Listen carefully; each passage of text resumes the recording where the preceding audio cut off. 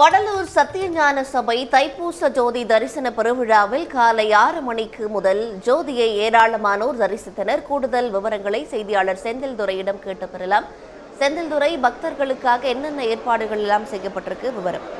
வாடிய பெயரை கண்டபோதெல்லாம் வாடினேன் என்று கூறிய வள்ளலார் வடலூரில் சத்தியஞான சபையை 1872 அன்று தைப்பூச நாளில் நிறுவினார். அன்றைய தினம் முதல் ஜோதி தரிசனம் தானே முன்னின்று நடத்தினார். அப்போது முதல் வடலூர் சத்தியஞான சபையில் தைப்பூச நாளான ஜோதி தரிசன பெருவிழா சிறப்பாக நடைபெற்று வருகிறது.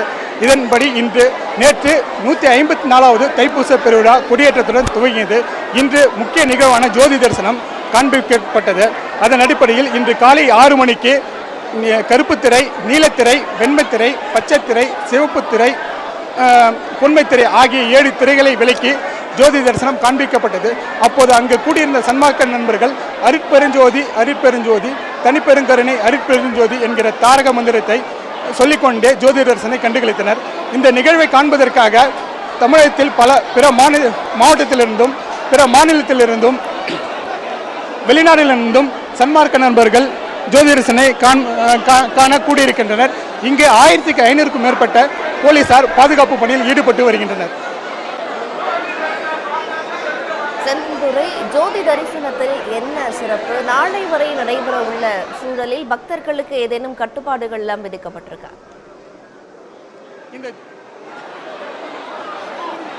இந்த ஜோதி தரிசனம் காலை 10 மணி, மதியம் 1 மணி, இரவு 7 மணி, இரவு 10 மணி, நாளை அதிகாலை 5:30 மணியில் காண்பிக்க உள்ளனர்.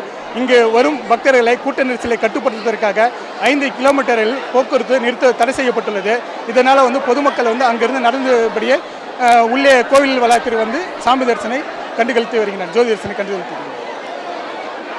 மேலதிக விவரங்களுக்கு நன்றி செந்தில்துரை.